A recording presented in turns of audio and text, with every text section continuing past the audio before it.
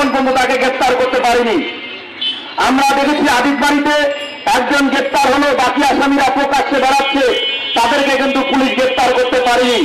হাতীবান্ধায় সাংবাদিক রহিমের উপর হামলা হয়েছে, শুধু একজনকে গ্রেপ্তার করা হলো। এই হামলার মূল হোতা বিপ্লবকে এখনো পুলিশ গ্রেপ্তার করতে পারেনি। আজকের এই মানববন্ধন থেকে এখানে পুলিশ প্রশাসনের লোকজন আছেন, তাদের প্রতি আমরা আহ্বান করছি যে আজকে আমরা এই বিচারের দাবিতে মানববন্ধন করছি।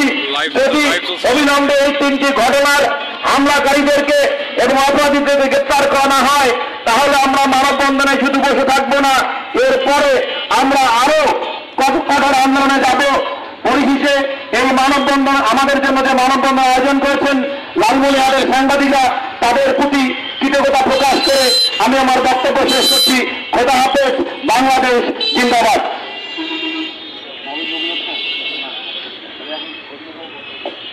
এ পর্যায়ে আজকের এই মানববন্ধনে সংক্ষিপ্ত আকারে বক্তব্য প্রদানের জন্য আহ্বান জানাচ্ছি দৈনিক বাংলা টিভির জেলা প্রতিনিধি জনাব ইলিয়াস পবন পচুনিয়া ভাইকে।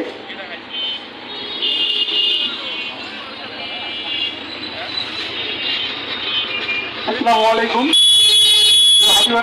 লালমনিরহাট প্রবাসী, আমরা তথ্য সংগ্রহ করি, বিভিন্ন ধরনের মানববন্ধন হলে আমরা সেই সংবাদ প্রকাশ করি। আর সেই স্থানে আজকে রাজপথে আমরা দাঁড়িয়েছি আমাদের দাবি নিয়ে। এই অল্প কিছুদিনের মধ্যেই তিনটি ঘটনা ঘটে গেল। আদিতবাড়ির বকুল, হাতীবান্ধার রহিম, আসাদুজ্জামান সাজু হুমকি এবং হামলার শিকার হয়েছে। এতে সংশ্লিষ্ট বাহিনীদের দুর্বলতা বলব কিনা বুঝতে পারছি না, তাদের আন্তরিকতার অভাব লক্ষ্য করা গেছে। আমরা চাই এই অপরাধীদেরকে দ্রুত আইনের আওতায় এনে তাদের শাস্তির ব্যবস্থা করা। ধন্যবাদ সকলকে। ধন্যবাদ সংক্ষিপ্ত আকারে নিজের বক্তব্য স্পষ্ট করে বলার জন্য। এ পর্যায়ে মাইক্রোফোনে আহ্বান জানাবো মোহনা টেলিভিশনের জেলা প্রতিনিধি সুমন খান ভাইকে। সুমন খান ভাইকে বক্তব্য প্রদানের জন্য আহ্বান জানাবো।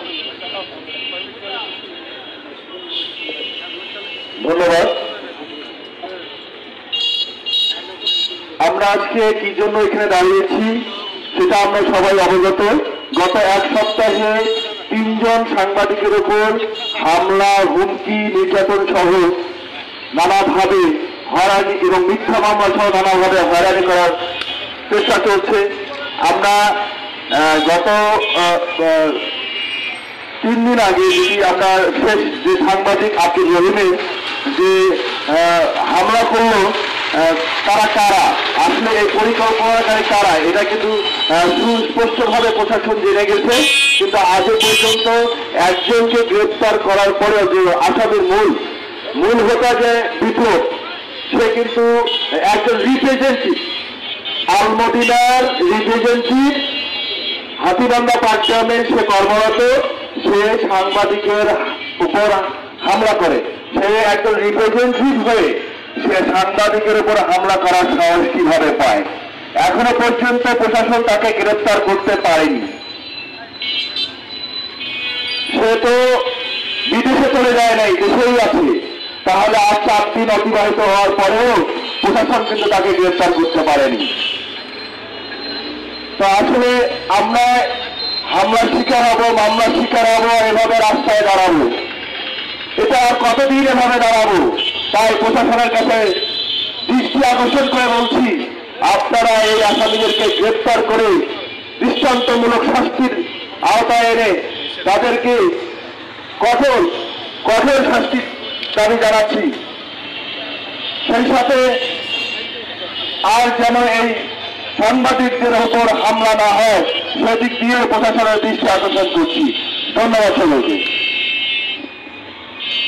ধন্যবাদ সুমন ভাইকে। এ পর্যায়ে মাইক্রোফোনে অতি সংক্ষিপ্ত আকারে বক্তব্য প্রদানের জন্য আহ্বান জানাচ্ছি আজকের দর্পণের সাংবাদিক নুরুজ্জামান আহমেদকে।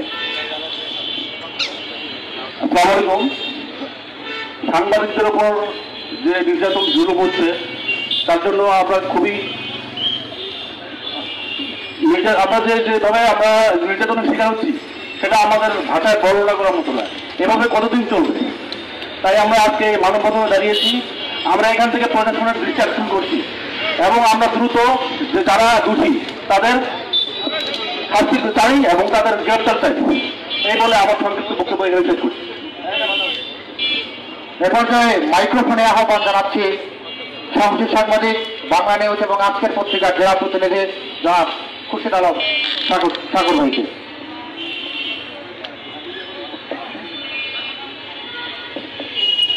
বিসমিল্লাহির রহমানির রহিম।